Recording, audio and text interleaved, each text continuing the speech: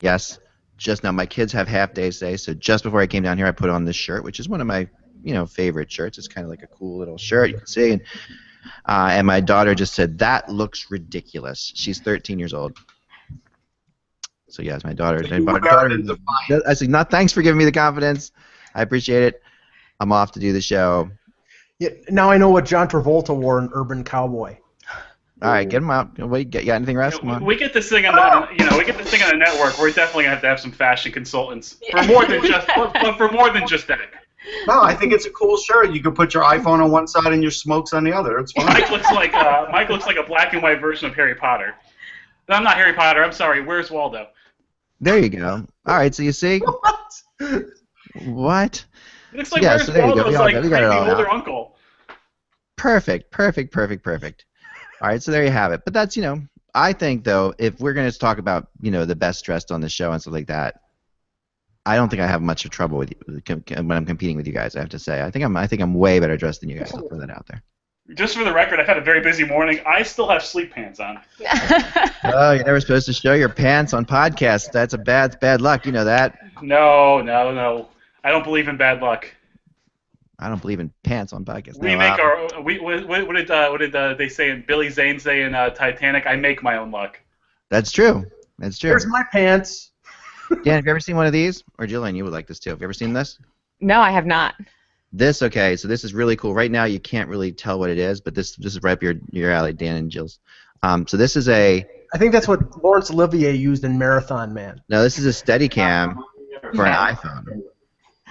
Oh, that's cool. So your iPhone goes here. Now, if I turned it on, I would go like this. You can see that in the middle, it just completely would stay focused on anything. It's the coolest thing. So when you run, I ran, my daughter was dribbling a soccer ball, and I ran behind her, and just it was amazing. Like this is what they would use, say, like on the shootout or something like that. When you're running up behind. But having this steady, this is an incredible technology. My son calls it the owl cam because here you can turn an owl and its head stays all the same. So Either that or this head would remain.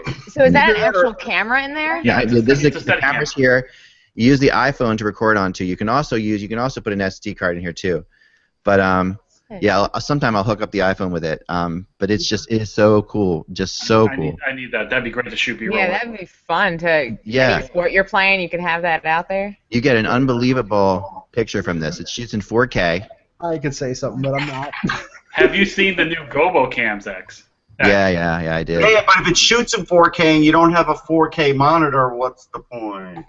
Well, no, it shoots. Everything's going to be 4K eventually.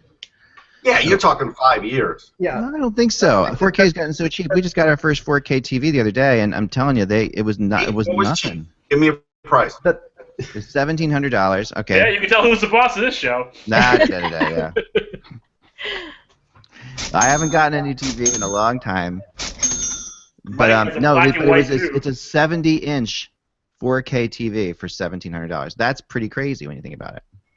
I mean, compared to where the prices are it's not $500, but it's like 4K TVs were $5,000 a year ago. So. They were. Excuse me, hon. Turn off that black and white. Right. Right. It's great though. I love watching things in 4K. Now I just want to watch everything in 4K. Now it's like when you first get your HD TV, all the SD stuff looked terrible, but the new 4Ks do such a good job at upscaling.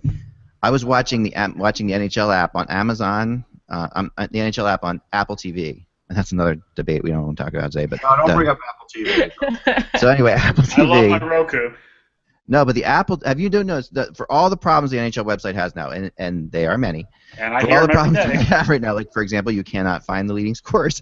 There's certain things you can't find anymore on NHL.com. For all the problems they have, their video has gotten way better. I mean, their streaming video has definitely improved. If you go to an Apple TV on now, it used to be that you really had to. I would get the Apple TV thing, but and my Roku or whatever, but it looked way better on Center Ice. Now it looks way better on Apple TV or Roku. It's just the quality of streaming is unbelievable. You have no idea it's an internet feed until it crashes, but when it's, working, it's outstanding. Don't you think so, Dan? I mean, that changes. It's night and day. It is, yes, and even on the phones, even on your phone, it's crazy how good it is. But it's still 2 minutes behind the actual live. It's getting better. It's getting closer, and they're working on that. You're going to see some changes for next season. That would be great because I would buy into Game Center if it was right on time. But it's anywhere from 45 seconds to 2 minutes behind the live play. And when the box score says game over and you're still watching 2 minutes left to go in regulation, something's wrong. No, that's true. That's true. Especially when you get used to be that you would get a notification on your phone as you're watching the game. Right. Flyers have tied it and they hadn't scored yet. You're like, oh, okay, well, that's not good. Gee, thanks. Yeah. Yeah, thanks for ruining spoiler alerts. But no, watching the new NHL apps are way better than they were. But the new NHL.com is not even close. So they have a lot of. Am I the only one who every time I hear the word apps, I think like appetizers at like TGI Fridays? Honestly, it's. Were you a waiter, Mike? Who eats at Fridays? It's like dog food. I'm using it as an example. I'm not going to use a greasy spoon in Buffalo. Nobody would know the reference. That's not true. Eat local. You wouldn't know what I'm talking about. That's not true. Best kind of Fridays type restaurant. Everyone, what do you think? What is it? Come on. Applebee's? Applebee's. Oh, that's even worse. All right, Dan. No, What was that, Joe? I don't eat chains. Ruby Tuesdays? Good call there. Yeah. Terrible too. Yeah. No. If I gotta eat at a chain, I'll go like Outback or something like that. Yeah, I was going to say Outback. Texas Roadhouse, actually. Give me the bloomin' onion. Texas Roadhouse blows Outback out of the water. Oh, No. I guess if I have to go chain, I'll go Bonefish Grill, but I'm not a big. Grill is really, but I don't even think of that as a chain. There's a little place here in West Babylon, New York, called Horace and Sylvia's. Awesome burgers, 50 beers on tap. That's where I go. But that's not a chain. No, I know. He doesn't care. Switching it We'll up. meet you there. Yeah, right. Actually, there's a place in Connecticut called Plan B Burgers. They got about 10 of them in Connecticut. There's one in D.C., there's one in New York, and there's one in Boston now. I think there's one coming to Buffalo too. Well, there's a place that's all over the place. It's called McDonald's. No, but this place no. is burgers, No. beer, and bourbon. How can you beat that? Yeah, no Although I McDonald's. have a McDonald's tea here, so. No. The only fast food restaurant that is worth its salt for me is Chick-fil-A. That's it. The only Chick-fil-A, that's where it's at right there. Not a Chick-fil-A fan. Chick-fil-A, sweet tea Chick-fil-A. and some nuggets, and I'm pretty good to go. All right, let's start the show. All right. Here we go. Well, I'll just do the introductions as normal, and then I will introduce the young and talented Jillian. Okay, so we'll start there. All right, here we go. It's the 16th. You know that because tomorrow is the 17th, which is St. Patrick's Day. St. Patty's Day. I'm going to wear my North Dakota jersey tomorrow that I just got. Someone sent me a Zach Parise jersey from North Dakota, which is a vibrant green. Yep. Hello, Hockey World. It's Wednesday, March 17th. Nope. Nope. Nope. Ah, crap. Get used to this. Yeah. When Mike does the show, we get it right every time. Well, fine. Mike can just do the show from now on then, Dan. We also start at 105. Uh-huh. But you don't get stories like the kind of stories that I tell about my kids. True. Or BB-8 sitting in the Stanley Cup. Or BB-8 sitting in the Stanley Cup, right? Ready? Hello, Hockey World. It's Wednesday, March 16th, 2016. I'm Michael Lagello. I'm Dan Petru. I'm Russ Cohen from Sportsology.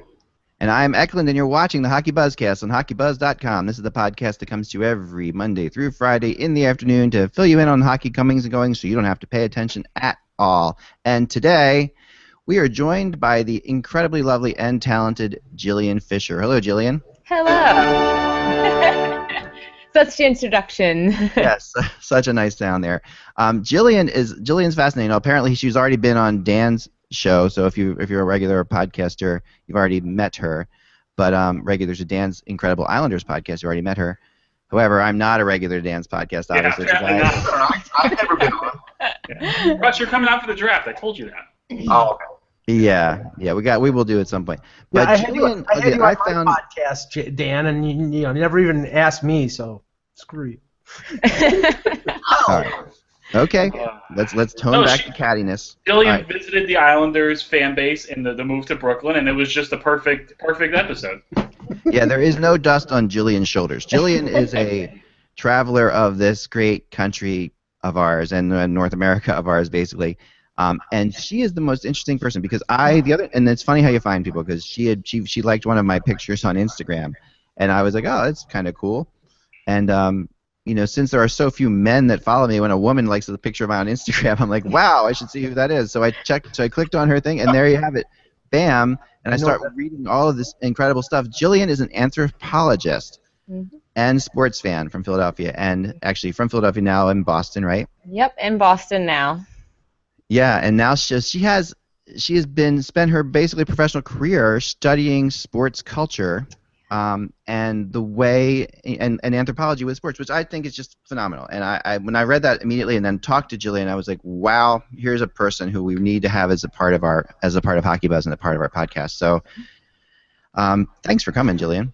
Thanks for having me. I'm pretty excited. I'm just happy to hear people are also excited about sport and anthropology. It's a pretty wild world out there. It really is, and you know, and Dan, now you had her on when she came to Brooklyn, and Right. Why don't you guys talk a little bit about that? So why don't you talk about that story, Dan? Well, yeah, actually, one of my friends, Tom LaFassa, who's in charge of the Blue and Orange Army, which is the Islanders supporters fan base of the Islanders. They have quite a section. It used to be in section 329 of the Coliseum. It's 229 now in Barclays. But it's a soccer-like atmosphere, lots of singing, lots of dancing. Sometimes they get assaulted by security, but all in all, it's a really good time. And Jillian visited with them to get in touch and see what the Brooklyn experience was like and the change from Nassau to Barclays and how the fans were feeling with that. And she came on and talked about that. And Jillian, you can touch on that. Yeah, so I wrote a piece about it. I always like to write something. We're also filming for a web series, but in the interim, kind of put out there what I'm doing still.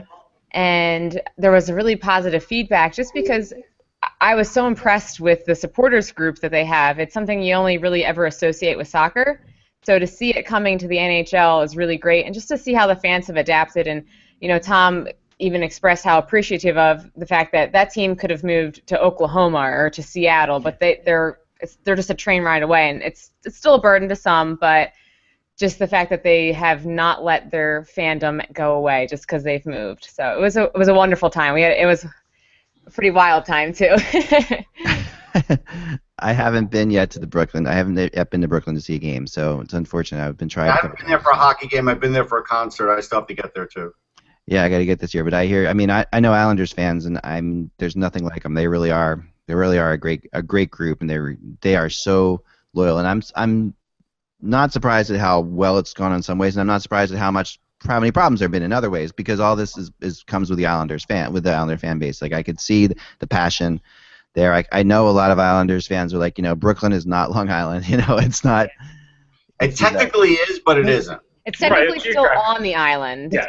It's on Long Island, but it's not Long Island. Correct. So it would be the Brooklyn hipsters, not the New York Islanders, because that's basically, you know, when I think of Brooklyn, I think of the Brooklyn hipsters, right? It's getting better though. It was loud there Monday night. It's definitely been a work in progress, and the team's playing well. And I think an Islanders-Rangers series potentially would do a lot for first year in Barclays. Did somebody turn the stereo up high on the SUV? I love the SUV. That thing's awesome, man. That's our mascot. That guy. If you're not following him on Twitter, he is the Isles, the SUV, and he is hilarious. Absolutely hilarious. The mascot is a Honda Odyssey. Here's I'm the pilot. Get it right. Here's the big question.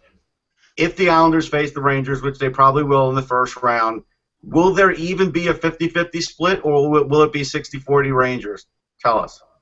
Ross, you've never even been to a game there yet. I would say It doesn't matter. This is history. It makes no difference. We're going with history here. split. What do you think the split was in Nassau? I think the split in Nassau, I was at the last Islander-Ranger game in Nassau, and the split was probably like 55-45 Islander fans, but it was the last game in Nassau. That's what I say the split is in Barclays. Yeah. Okay. Yeah. It's the same. Yeah, no, that will go a long way towards cementing Barkley as a home. If the Rangers stay as a 3 seed. That's another point that we got to get to, because they've been. Yeah, I mean, that could definitely happen. They have been falling fast. Yeah. So anyway, Jillian's going to be joining us on the podcast. Going to be writing some stuff for Hockey Buzz, and you definitely have to check her out at FisherJillian.com, or follow her at Jillian Fisher. Right? Correct.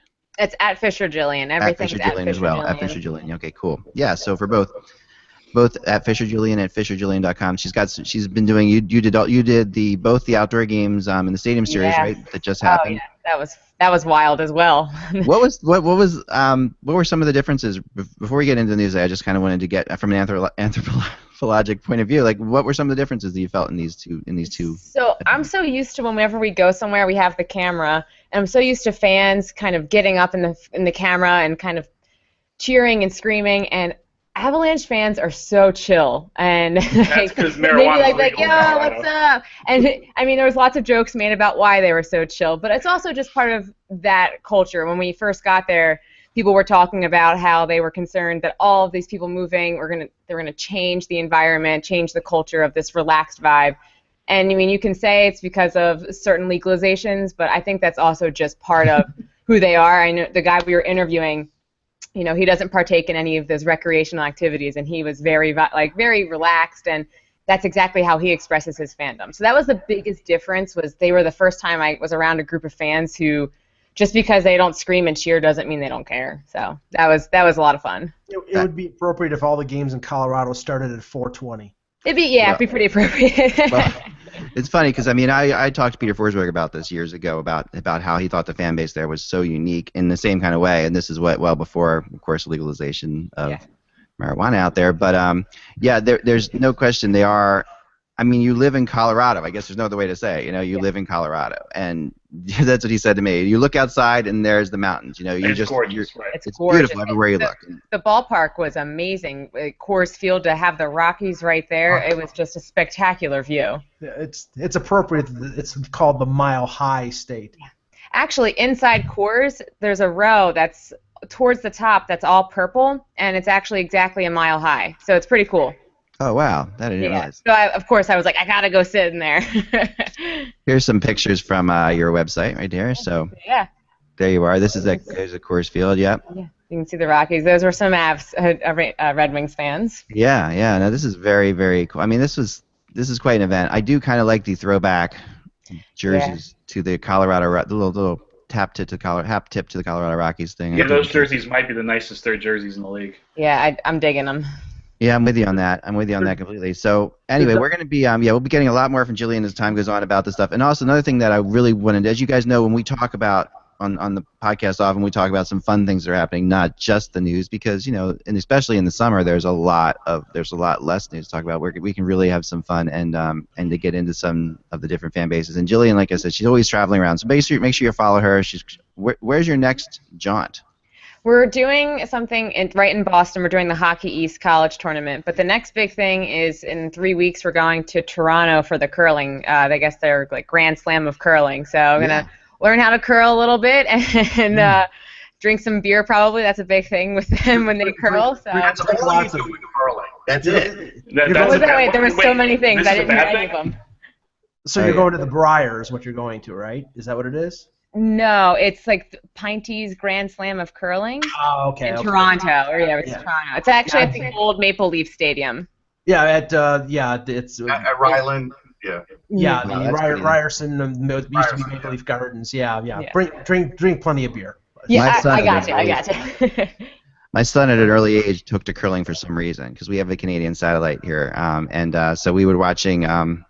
So often CBC would be on and curling would be on, and he thought this was the coolest thing in the world. And one morning, my wife and I were still asleep, and on a Saturday morning, he comes running upstairs screaming, "Dad, you gotta come downstairs quick, Dad!" And I thought the house was on fire. I'm running downstairs. When I get down there, he's like, "Curling's on!" Not many people get that excited for it. No, it's not like participants don't even get that excited. No, there is a curling club not too far from me, though. The only curling I get excited for is women's curling. Curling? Really? No, it's you have to go with Norway. Norway has the best outfits. Their pants the men's team wears is fantastic. If you don't know, Google them. It's fantastic. Oh yeah, for sure. That's awesome. All right, let's get into last night's games and of course what's happening at the Board of Governors here. First of all, the Board of Governors, which I think next year I'm going to go to. I just talked to Kevin Allen on the phone a little bit, and he says every year, Kevin's like, "You guys, this is one thing you should go to because there are very few media people there, and yet a lot of stuff happens there." So maybe next year. Why didn't we go this year? Wasn't it in Pebble Beach? Isn't it in Pebble Beach? Always in Pebble Beach.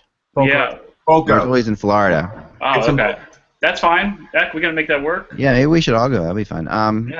Yeah, this is. But vacation. Right? Why not? It's a write-off. Let's do it. I chose to go to Grand Forks instead of Boca, so that's my big choice. Same scenic qualities there, Russ. Yeah.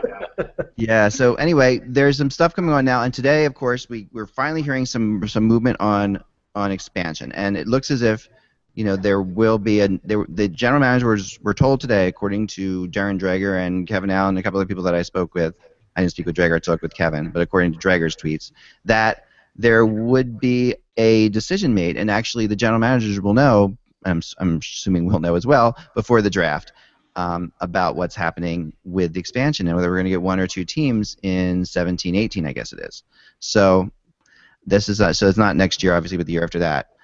This is it's big news, and it's not surprising. I mean, it felt like this was the timeline they were on, roughly, that we were going to hear soon enough. Of course, we heard last week that Quebec was being told they weren't going to get a team as an expansion team. I still don't know if I don't know how accurate that is 100%, but I do think that they're going to get a team at some point. The NHL didn't deny it, so you would assume that it was correct, but yet they're still talking 1 or 2 teams, and there are only 2 teams involved here. So there are only 2 cities who made their bids. And I asked, could Seattle still be involved? And they said no, that they couldn't. So as far as this expansion goes, no one is saying we're just Vegas or not. I think that there's still a little bit of a door open for Quebec. I'm not saying that they might get it. They might, we talked about maybe a team could move there, but I think there's still a little bit of door opening. But the interesting thing to me though is the expansion draft. Let's get into that, because the expansion draft is what I wrote about today, and what I've been following this story all year. I've been talking to people about this concept of an expansion draft because we haven't had one in the modern era, really.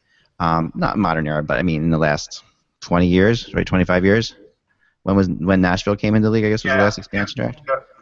25 years ago. So now, Mike, exactly what are they saying as far as the amount of players you'll be able to protect and such? Well, it was one of 2 scenarios. It was 7 forwards, 3 defensemen, and 1 goaltender, or a combination of 8 players, and 1 goaltender. So if the team wanted to, retain 4 defensemen or 5 defensemen, get less players that you could actually protect. The other interesting thing was that the salaries of the players made available would have to equal at least 25% of the salary cap of the team that is exposing players. So that means, A, they want players available to the expansion franchise that are significant salaries, and also that now I was talking to Russ earlier.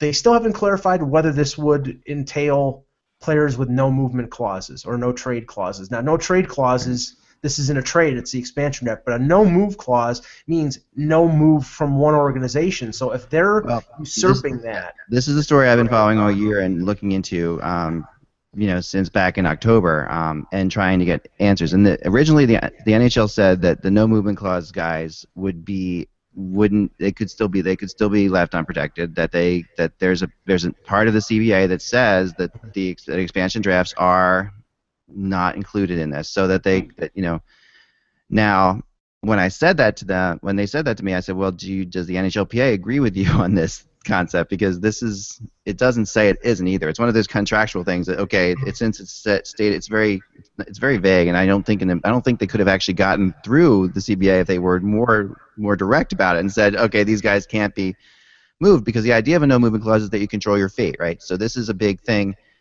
These players have to be able to control their fates, and they're not going to be happy. So what I've heard now is that there are still meetings that are going to happen between the PA and the NHL to decide this, that it hasn't been determined yet, and that they're still going to figure it out exactly.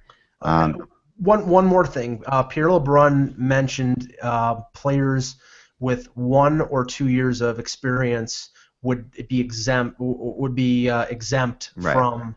Now, the 1 or 2 years of experience means NHL or AHL. Right. So you're talking about players who've been down in the AHL a couple years, that a team has been developing. A guy, I'll use Toronto as the example. A guy like Josh Levo, who's played 2 full years in the American Hockey League. He's only 22 years old. He's shown some promise. That's a guy that they'll either have to protect or expose. And at 20, teams will want a 23-year-old who hasn't gotten an opportunity. So there's going to be some opportunities for young players. It's Anthony Mantha. Yeah, it's not going to be opportunity. You would think, right? But there are going to be some prospects that are going to get exposed. Right. I don't know about that. I really think the way this is set up now, it's more like a fire sale than a way to get prospects. To be honest, I don't think like, look, if you're the Detroit Red Wings, yeah, you might have one or two prospects just because you have too many. But most teams with this number, there's not going to be that many great prospects because they're all going to either fall under the 2-year thing or they're going to be up with the big club and they've been there for 2 years. So I think in the old days, yes, you used to be able to get some great players. Like back in the old days, the Flyers got Bernie Perron.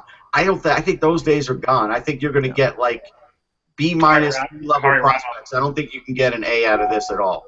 Right. I mean, a team like Los Angeles might expose Dustin Brown because. Oh yeah, you would think so.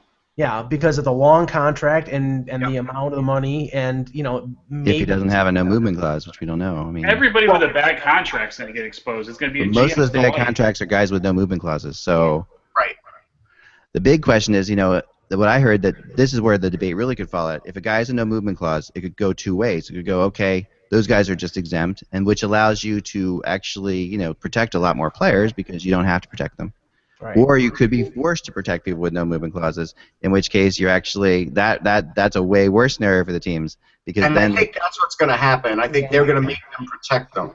If that happens, then you're looking at guys that because I'm going to bring up like a guy like say Scott Hartnell in Columbus, who is a guy, or Colin Wilson in Nashville. They're two players who have pretty good contracts, but bigger contracts that teams would be okay losing. Both of which might be picked up in an expansion draft, because they're both Hartnell especially is marketable. To Hartnell in Vegas would be interesting. So there's and I mean that in the best way possible. But yeah, I think that these are kind of players. So when that happens, Columbus could dump a bad contract this way. This is a way of dumping a bad contract. Now you're only going to lose one or two players depending on the amount of expansion teams. So it's not like this is a big deal all across the board because you're not going to be able to. It's not but who you get to protect, and it's always about these exceptions. These entry drafts are always about the exceptions. It's never about the 7, 2, and 1 or whatever. It's always about the 2-year rule or.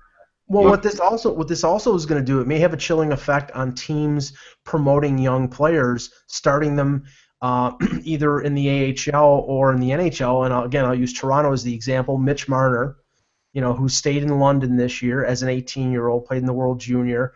There's speculation. It's a 50-50 proposition whether he makes the Leafs or doesn't make the Leafs. If he makes the Leafs, then they have to protect him. If he doesn't, if he stays in the Ontario Hockey League, then they don't have to use, and there's a possibility that he could go back for another year as a 19-year-old. Then they don't have to protect him, and then they can protect one of their other young prospects. So I think that's going to have a slowdown effect for some teams. It's also going to have an effect in terms of the trade market. I will bet you anything, a lot of teams will be making adjustments and making deals with the mind of what's going to happen in terms of players being exposed. Yeah, I mean, look, I think guys that teams know they can't sign on an RFA contract, they're going to put them out there.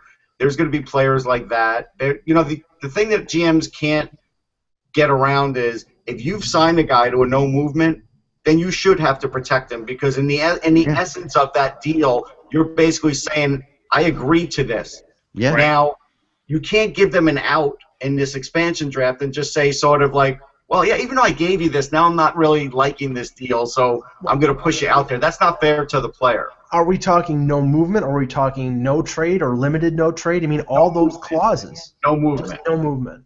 Okay. Yeah, no movement. I agree with that. I think so too. I mean, I think a player negotiates that.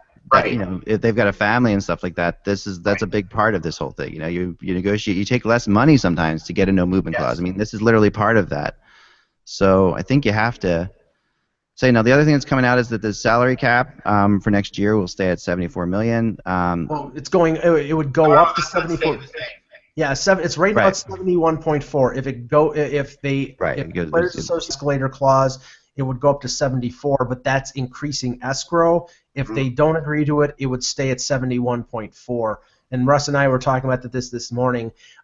I would think that since the players are so vehemently against and hate escrow and hate the fact that they have to give up almost 20% of their salary, that they would vote against it. But Russ seems to think, and that seems to be the general consensus, is they'll vote for it because they want money. They want more money out there in the market.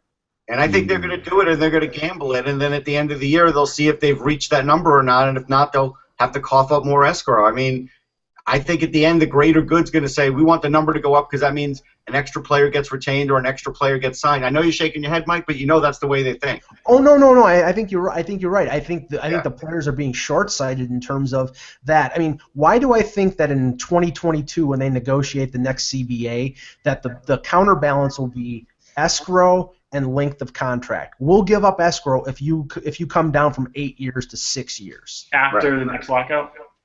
Oh no.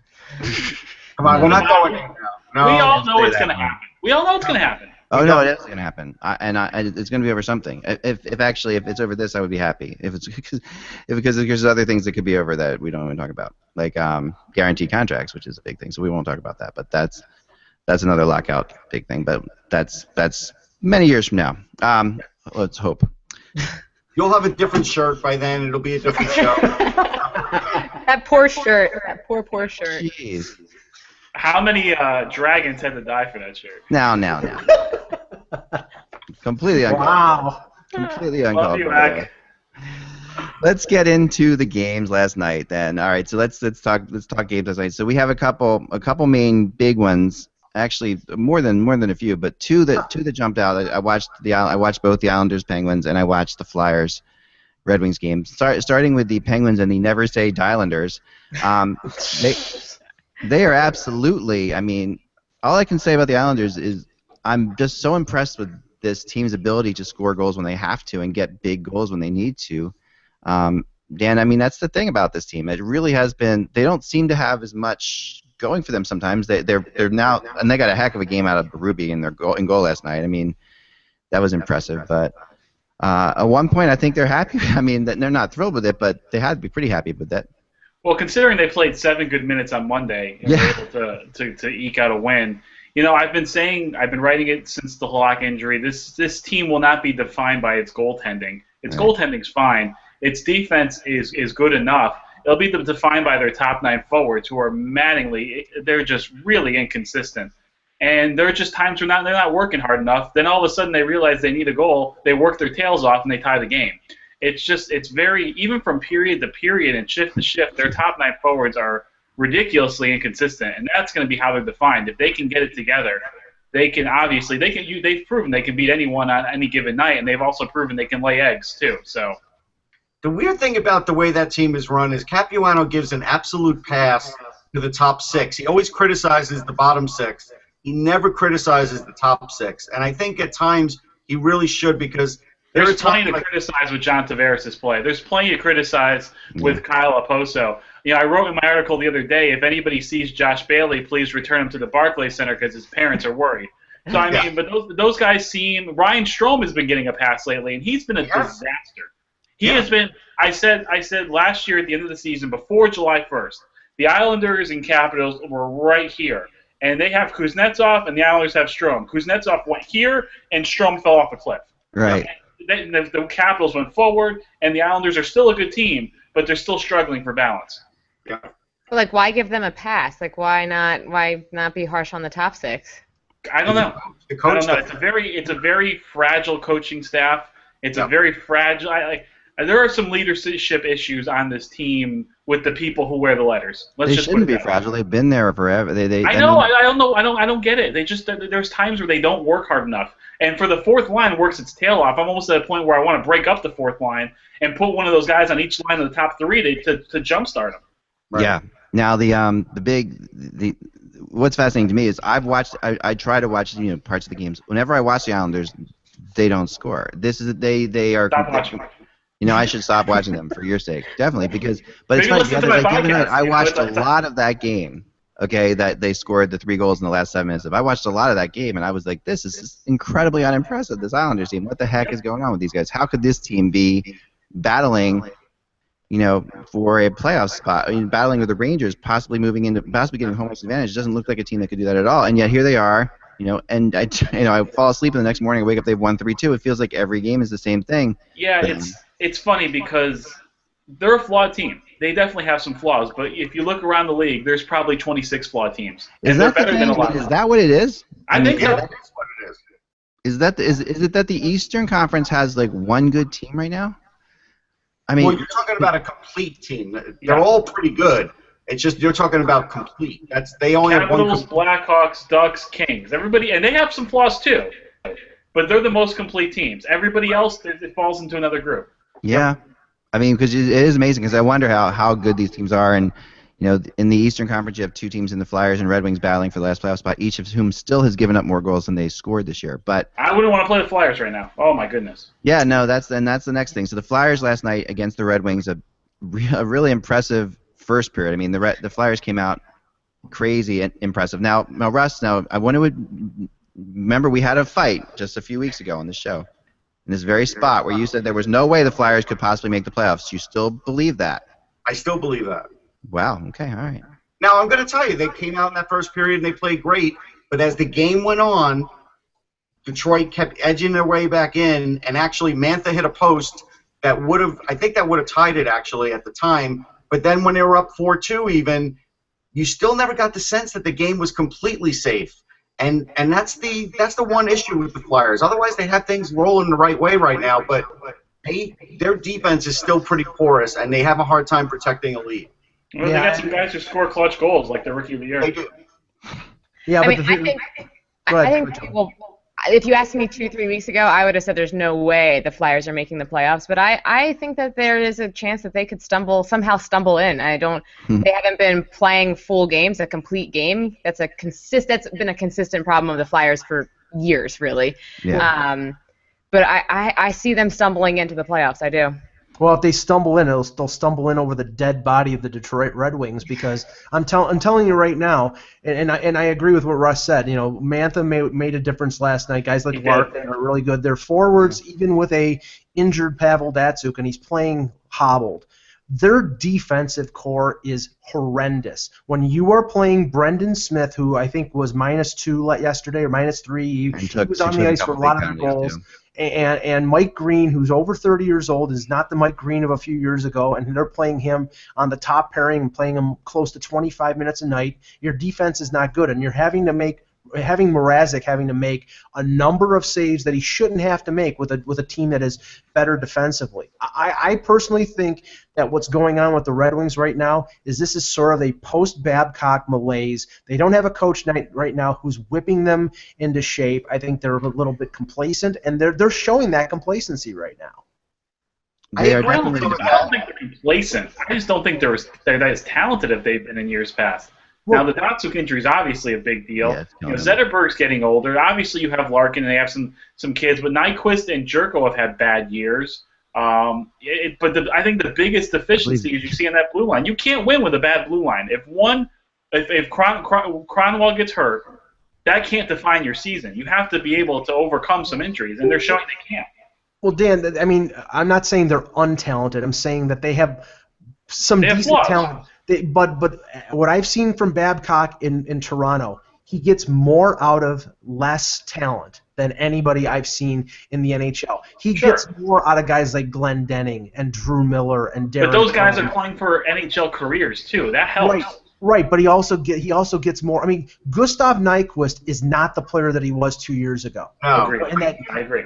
Here's a couple things. I mean, they worked in Mantha finally, right? And maybe that's because they have a new coach and they were kind of waiting for the right time. He's probably going to give them a good second line now because him and Datsyuk had some magic. And Tatar, actually, all of them, that was a great line. That line was causing problems. But the other thing is, Xavier Ouellet is a +22 in the minors. He only got a 5-game look-see this year with this team. He is a really good defenseman, and he was on Team Canada. This guy can play, and if I were him, I would bring him up as well because they do need him in the worst way now. Brendan Smith needs to kind of move down a notch. But this is Detroit, Russ. Detroit never brings these guys up. It doesn't matter. If they want to make the playoffs, 19 on the first line. Well, he didn't play. He didn't play yesterday, but I thought they brought him up when Cronwall got hurt. The question is how much they want to keep this playoff streak alive. I mean, I don't know because if they just follow the normal Detroit methodology, they're not going to bring their defenseman up. They're not going to bring him up yet. Actually, like Dan said, he might be up now, but he might just not have played. I didn't notice. Right. But the fact that they took forever. I mean, Mantha would have been up on 20 other teams would have been up by now. The fact he's not up is a different day. It is, and I think Ken Holland's changed that a little. You can't go with what Ken Holland used to go with in the past because I think he has sort of changed now, and I think it's different. But the thing about that team is, look, they didn't have They had one power play that game. And I'm going to tell you, actually, the refereeing, for all the whining that Flyers fans will do at times that the refereeing's against them, the refereeing was for them yesterday. Yeah. Oh, yeah. I saw Braden Shen shove a couple of guys into the boards and get no penalty. Yeah. That Nyquist slashing, I have a referee that sits next to me. He looked at that and said, how is that a slash? Yeah. So, Yeah. refereeing aside, I don't think Detroit played a horrible game. I think that was just a game where the Flyers really wanted it. They were at home. They came out guns blazing, and they won. But Detroit still, I looked at their schedule, they still get to play the Leafs. Even though they lost to the Leafs, they still get to play the Canadiens twice. There's still some really soft games in their schedule, too. They haven't played well against the Leafs, though. Yeah, but they've lost 1-0 is not playing bad. Well, the schedule does favor them. We talked about that from the beginning, and we talked about. Let me just add one thing. I mean, Pittsburgh and Philadelphia play 3 more times before the end of the season. Yeah. If Pittsburgh wins one of those games, I think Pittsburgh is uncatchable for Philadelphia. Right now, the target has to be Detroit. They got a game in hand. They got a game in hand, and they're only 1 point behind them. But Pittsburgh, I mean, even without Malkin, they've won a couple games since Malkin got hurt. They seem to be battening down the hatches. If they can continue that for another 3 or 4 games, I don't think the Flyers can catch them. Yeah, and I think they may have to sweep them. I think you're right. I mean, because even if you win 2 and you lose 1, that's only 2 points, right? So at the end of the day, you're only 2 points up there. But yeah, and then the Bruins last night went to San Jose, and like we talked about before, that's the other. And I'm still one of these teams, one of these people that still does not buy that the Bruins are as set as everyone thinks they are. Because right now when you look at it, they are. If the game's at hand, they're only 2 points out of the Flyers with games at hand. I mean, so it's really, we're not talking about a big difference here as this plays out. And the Bruins have to play LA and they have to play Anaheim. And last year they went on this road trip and lost all 3 games to those 2 teams. And they still have a lot of other. I mean, the Bruins don't have as many games left. They've already played 71 games. So they're in or 72, maybe 71. 71. But still, I can't see them. 86 points is pretty good. Yeah, I mean, they're 7 up on Detroit. They're 8 up on the Flyers. I mean, I know the Flyers. Let's say they finish 5 3 and games 5. again, though. So they go 5 and 5. That's still 96 points. No, I don't think. Yeah, I mean, they played very well, and they in the last 2 weeks when I thought they would face other challenges. I think what's happened with them is the buzz of the trading deadline has worn off, and now it's sort of they've leveled out again. They probably will finish something like 5 and 5 at the end, Dan, and they'll make the playoffs. But again, I don't think they're a dangerous playoff team, and I think this is what they are. I mean, it could be a wild card team at the end of the day. Based on the way they mailed it in last night, I'd say Tampa's in a bigger quandary than Boston is right now. They went into the Air Canada Center and they got 11 shots on the worst team in the league in the first 2 periods. I am done starting Vasilevsky in DraftKings. Done. Every time I start that schmuck, he lays an egg. He was I just want to know, undefeated. Mike, did Steve Stamkos shoot on Vasilevsky? Did that happen? Well, Steve Stamkos may have had his worst game as a pro yesterday. He played 20 minutes, went -3, got so frustrated at Nazem Kadri, he tripped him, which I think most people who aren't Leaf fans would like to do, and got into a fight with Peter Holland. So he was a little bit frustrated. I don't think he did himself any favors in terms of those people who want the Leafs to open up the pocketbooks and pay him $11 million, but I think they're still going to try to do that in But you know what? one game. We talked about just, for cap reasons, trading Ben Bishop. I'm sorry, buyer beware. Look, I have not seen enough from Vasilevsky where I'm ready to give him the keys to the car. His numbers are average. Yeah, but you're not going to give. He's a young goalie. You're not giving Ben Bishop a 6-year deal, are you? I'm not. Bishop's under 30, right? It doesn't matter. He's 30 right now. He's 30 right now, I believe. He's 30 right now. But what 4 or 5 year deal. Well, these guys could be exposed in the expansion draft. One of them could be. I mean, that's one of the things I thought about. You can only protect one goalie. Both of those are going to have more than a couple years. I mean, those are 2. But Bishop is a UFA after this season, so Right. you don't have to protect him. You could protect Vasilevsky, let him go to UFA July 1st, and then re-sign him after, and you protect yourself from exposing him. Right. That's one thing about the expansion draft. There might be some goalies around. There could be a few goalies, Like but again, Neuwirth. Yeah, Neuwirth's another one. Neuwirth will be a guy that'll be out there, but again, the Neuwirths of the world aren't really going to bring you to the Stanley Cup. Right, but it's getting started. I don't think, getting started you could do a lot worse. Yeah, I mean, this is the thing. This is the thing. this is the thing. The expansion draft, if they have the expansion draft, will probably be held in between the Stanley Cup Final and the draft. Right. It will be. It'll be in late June. Teams are not going to protect UFA players. No. Why should No. they? No. So and if it's Las Vegas, they're not going to draft UFA players because then they would have to sign them. They're going to sign guys on existing contracts. So a guy like a Bishop won't be picked unless they know they can sign him. And why waste that pick when they can get a younger guy who's controllable for 3 or 4 years? And Jillian might drive Andrew McDonald to Las Vegas if he gets taken. Make sure you get mileage for that. Yeah.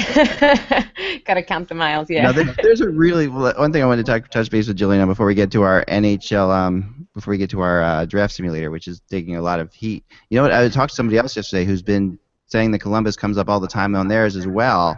Yeah. And I think that thing is rigged somehow because Columbus keeps doing well with our draft simulator. Yarmo Kekalainen has hired hackers. Yes, I know. He likes it too, actually. He himself plays it. It's pretty funny. If they win the lottery, would they take a Finn just because they want a Finn so No. bad? I know. They're taking Matt. He would not do that just for Finn's sake. He actually gets insulted by it. It's really funny. Like, when you talk to him about it, he actually says, if you say, so do you like so-and-so, if that person happens to be Finnish, he's like, I don't have to pick him just because he's Finnish. Right. But here's something I wondered if you've ever done, Jillian, that you should do is the Minnesota State hockey tournament, which is the high school tournament. Out there, everyone consistently reminded me that I needed to come out there for that. Everybody I talked to was like, well, you have to come back for that. Oh, yeah. No, there's a documentary out now, and I was just watching this. It's on YouTube, so it's like a 15-minute documentary on YouTube. I'll put a link to it, but it's called, if you just YouTube, The Tradition of Minnesota's State Hockey Tournament. Mm-hmm. Really well done. This is a tournament that really has been going on for years. It's a high school thing, and it's intense. I mean, they sell out the Excel. They sell it out. They sell out the big house. I know they go in there to the Excel Center, right? And they really do sell this thing out. And yeah, I know, Rush, you've covered it before, or No, I haven't covered it. I just watched it. You just watched it, yeah. But yeah, that's something that it's one of the cooler things in America. It's funny when I was watching I was watching Sports Center last night, I think it was, and they were talking about the American Prospect Tournament, which is coming to Philadelphia next year. Right. Yes. And they were almost saying it's kind of TSN Sports Center. Yes. Okay, because I was like, no, they wouldn't be talking about Sports that. Center, right. Sports Centra. Yeah, CENTRE. I just want to make sure. Yeah, that's the funniest thing about that in the background. It's CENTRE. All right, so no, they were saying, and it's kind of insulting to Americans here. I want to throw this out there, that they were basically they were saying, isn't it cute that this is kind of like their version of the of the tournament, the Bobby Orr tournament, the Bobby Orr Don Cherry. It's cute that they have this. It's like it's more than. I mean, it's a legitimate thing. It's legitimate. Right. I mean, look at our prospects, Canada. Look at the last couple drafts. Look at this draft. Yeah. Oh yeah. Americans can go 1 and 2 in the draft. It doesn't matter. Yep. We're gonna have Matthew Tkachuk played in the last one. He'll go 4 or 5. If Dylan Larkin was from Moose Jaw, he would be like on Wheatie boxes and out there. It's really insulting that they go to those lengths when you go to the press conference, and USA Hockey is totally professional about it. They talk about the CHL top prospect game, but then when you flip it, they're threatened by it. And it's like, listen, you know what? This is their game. It's a way to show off the guys. Larkin even admitted himself, hey, it put me on the map because he was having trouble getting noticed. It's almost like if you're an American hockey player and you are in junior hockey or otherwise, you're almost a second-class citizen at times. And that's the sad part. Like, Matthews did the right thing. He's over in Europe, so he's not facing any of that. Yeah. Right. Lucky for him. We before we do the simulator, we should mention the 10 finalists for the Hobey Baker that was revealed. Okay, go ahead. I did not know this was revealed yet. So. Yeah, Boston College goalie Thatcher Demko, Harvard forward Jimmy Vesey, New Hampshire forward Andrew Petrolsky. We have a Yale goaltender Alex Lyon, all from the Michigan Wolverines, Kyle Connor, JT Comfort, Tyler Mott, Zach Lynch of Robert Morris, Michigan Tech forward Alex Patan, and St. Cloud State defenseman Ethan Prow. How about the goalie from the #1 team in the country? Sorry. Who's been number 1 for 10 weeks? Doesn't matter. Yeah, you're right. It doesn't matter who wins Hobey Baker. Let's just win the national. Who wins this? Who wins this, Russ? VC. I think, if I voted, I would either go VC or Tyler Mott. Yeah. Tyler Mott has been an amazing surprise, even for the team that drafted him. So I would go for either one of them. I'm a big Thatcher Demko fan, so I'm going to sort of take myself out of that because I'm just a fan of his. So, but I think VC, I've watched him a lot this year, and he's unstoppable. I actually think it's VC too. After I complain, I think it's VC as well. And as long as it's not that Yale goalie, because we beat him twice this year, so I don't want to hear that. I think the guy who's getting tipped here is Luke Kunin because Kunen's going to be a top pick in this draft, and Wisconsin stinks. And he's got amazing numbers, and he's not on this list. That's a shame. It's VC, and VC will use the fact that he wins the Hobey Baker as even more ammo to not sign with Nashville and go free agent. It's too tempting. He can pick where he wants to go. I don't think he's going to sign. He has some orders. Yeah. And we have to look out for this because we're getting in that time where these free agent players, college free agents who weren't drafted, get to sign. Lyon, who was a Yale goaltender, he was in the Maple Leafs rookie camp last summer. Not to say Toronto is going to sign him, but he's undrafted. So some team that's looking for a future goaltender might take him. Yeah, he'll get signed. He'll be in an AHL team pretty soon. But like I said, their season will be over soon. Go look at Eric Hartzell. Nobody was hotter a couple of years ago. He's pretty much gone out of the. No, I could have told you that though. You look at him, he does not look like And Matt O'Connor's having a great year in Binghamton. But you know what? No, it's worth a shot to give these guys AHL contracts. Sure. It is worth a shot. Because you will find some. You will find some diamonds. You will find you get really good. We've seen over the past few years, especially, you get really good role players out of college hockey. A lot of these guys turn into. You'll get defensemen. You get defensemen. You get good third liners. Really solid third liners who have practiced more maybe than the regular Canadian juniors have. And they tend to be better. This is kind of cool. I wanted to show this before we left real fast. This is someone sent me this Ultimate Hoverboard Hockey. Just to check this. Oh my gosh, that's a terrible idea. I would break something.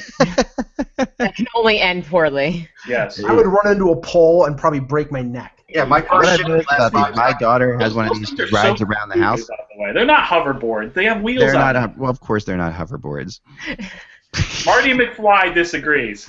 I know. There is a hoverboard out now. You did see, right? You have seen the actual hoverboard. Is that the one that bursts into flames? You know no, what? they're not. Well, these are. These are the ones that burst into flames. These guys should be running. Yes. Yeah, these guys need to run. Are we that lazy? Yeah, I mean, this is sad to me. Yes. Yeah, this is all I can say is my daughter's way more proficient than these guys are on this thing. My daughter does her homework. Literally rides around the house reading on hers. Future contestants for the Darwin Awards here. Yeah. I think some of them could probably run. I was gonna say it seems almost like a lazy version of playing street hockey. Yeah, I mean, the second I got one of these, though, I thought about this. I did. And the second, the first time I wrote one of these, I'm like, this is definitely calling for. That Paul Blart? Yes. Paul Blart. Yes, it is. It looked like him. Yeah. So we had a real quick Paul Blart story. We had Nick Buchanan. You guys know Nick Buchanan? Yes. He's from Buffalo, yes. He's from Buffalo, yes. When they played the Sabres, we had him on the Isles podcast. It was a great listen, Nick. And Stop it right now, Dan. He wrote Paul Blart. He wrote those movies. So we Noel pitched an idea for Paul Blart 3, which would take place where he would be head of Barclays Security. Wait, so are you telling me there was a script for Paul Blart? Because Apparently there was. It was obviously written at a Dunkin' Donuts. I liked the first one. I thought it was good. You could have written that on I don't even know. Is this a movie? I don't even know who Blart is. Oh, come on. There's hockey references in it. It's not a real person. I know it's not a. Well, never mind. Kevin James wears a Devils jersey for a stretch of the first one. By the way, Kevin Smith listens to our podcast. I'm sorry, Kevin James. Kevin Smith, the movie director, does listen to our podcast. We should have him on. You gotta reach out to him. I'm working on it. He is awesome. That'd be pretty sweet. Yeah, he's good. He's hilarious. He is obviously a huge Devils Although fan. I have to ask him, why is he doing Mallrats in Exton Mall? That place is maybe because it is a dump. I think that's the idea. I think that's the point of it. Yeah. Yeah, it should be the Short Hills Mall, like I've said before. Everything should be the Short Hills Mall. Most beautiful mall on the planet. All right, I grew up at the Cherry Hill Mall and the Echelon Mall. Those were my malls, so I was. Yeah, but those are nothing compared to Short Hills. Nothing is. Oh, I know, for sure. Yeah, Golden Galleria Mall for us here. Although, All right, let's get into the NHL Lottery Simulator, everyone's favorite time, just to see who is going to get the chance to pick Austin Matthews or possibly trade him. It's going to be Edmonton. Winner is today Toronto. Oh! Oh! Finally, it's been a long time. Columbus second. Watch Columbus be second. Edmonton, Oh, followed by Calgary. I swear this is the Canada, you sure do draft. Hey, maybe Canada should pay attention to the American prospects since they're all drafting in the lottery. That's right. The Canadians on this. 9 still? Canadians are still 9. Yep. The funny thing is of this is for the time that the Leafs were 30th, were dead last, and at 20%, they never won the lottery once. That's true. Now, when they're 29th, all of a sudden they win it. This thing. Maybe you don't want to be 30th. Yes, they do. This thing is fixed. It's about Take note, though, this is the first time the Flyers have not been on this list. This is about algorithms and hamster wheels. That's what it's about. It's about horse crap. That's what it's about. What happens though if Edmonton? Is there going to be like revolting if Edmonton? When Edmonton wins this for real? Yeah, I know. There should be a revolt. A revolution should happen. Yes. And one other thing that came out of the GM meetings today was that there was not going to be any change, no Edmonton rule. No, so We'll be talking about it next year. yeah, if they win 5 out of 7. There should be an Edmonton rule if they win 5 out of 7. Yeah. If they win 5 out of 7, I think Gary Bettman will be behind the secret plot to sneak a small nuclear device into downtown Edmonton. Sudden death check. Leave it alone. Leave it the way it is. I mean, it's not working for Edmonton anyway, so. No, it's not. And there are rumors now that came out today from other sources. I read from somewhere. I'm not sure who said this, but someone texted me that it was written somewhere that the Oilers could actually blow this up completely, and that the only safe players are Draisaitl and McDavid. That's what I was told by this. And Hall, and I think Hall. Taylor Hall's Off the list. I don't know if he's safe. They left him off the list. I don't know. I don't know. I think they would listen. I don't think they'd shop him, but I think they'd listen. Aberle, Nugent Hopkins, Yakupov. Yeah. I think I've heard some talks about this, and part of the reason too, and Eck, you can probably back me up on this, is they want to get this loser culture out of Edmonton.